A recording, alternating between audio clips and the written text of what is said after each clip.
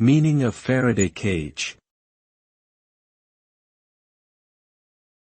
Faraday cage. Faraday cage. Faraday cage. Faraday cage. A Faraday cage is a type of enclosure made of conductive material that is designed to block electromagnetic fields.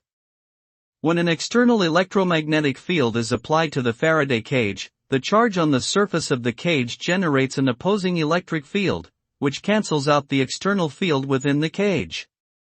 As a result, any electrical equipment or components inside the cage are protected from electromagnetic interference and radio frequency interference.